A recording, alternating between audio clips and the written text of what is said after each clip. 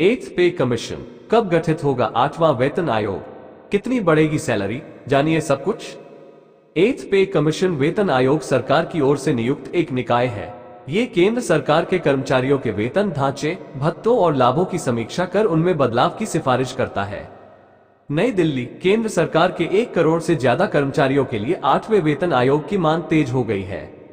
कर्मचारी संगठन चाहते हैं कि सरकार उनके वेतन, भत्ते और पेंशन की जल्द समीक्षा करने को जल्द 8वां वेतन आयोग का गठन करे। अब national council staff side joint consultative machinery for central government employees के सचिव शिव गोपाल मिश्रा ने सरकार को पत्र लिखकर यह मांग दोहराई है। वेतन आयोग का गठन हर 10 साल में होता है, इसलिए उम्मीद की जा रही है कि साल 2026 में 8वें वेतन आयोग का गठन होगा। 8वें वेतन आयोग में कर्मचारियों की बेसिक सैलरी में 25 से 35% इजाफा होने का अनुमान है। अगर ऐसा होता है तो न्यूनतम बेसिक सैलरी 26,000 रुपये महीना के आसपास हो जाएगी। फिटमेंट फैक्टर को भी 2.57 से बढ़ाकर 3.68 किए जाने की उम्मीद है। वेतन आयोग सरकार की ओर से नियुक्त एक निकाय है। ये केंद्र सरकार के कर्मचारियों के वेतन ढांचे, भत्तों और लाभों की समीक्षा कर उनमें बदलाव की सिफारिश करता है। यह मुद्रास्फीति जैसे बाहरी कारकों पर विचार करते हुए आवश्यक समायोजन का प्रस्ताव करता है। हर 10 साल में यह आयोग बैठक करता है।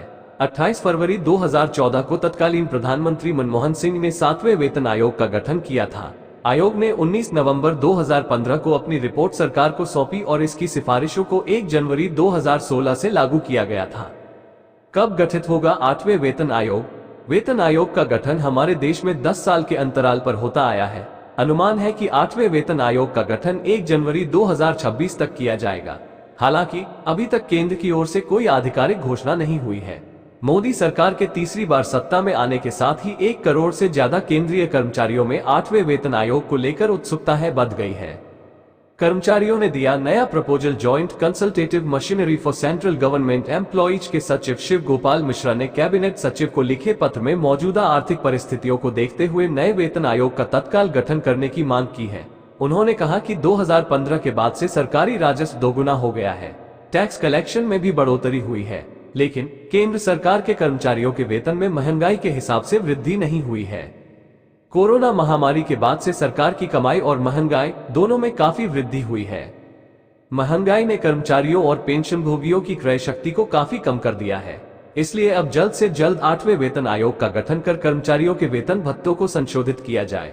मिश्रा ने कहा कि पिछले 1 दशक में केंद्र सरकार के कर्मचारियों की संख्या में लगभग 10 लाख की कमी आई है। इससे मौजूदा कर्मचारियों पर काम का बोझ बढ़ गया है। पत्र में वेतन मैट्रिक्स की समय समय पर समीक्षा करने की भी सिफारिश की गई है। इसके लिए पूरे 10 साल का इंतजार नहीं करना चाहिए।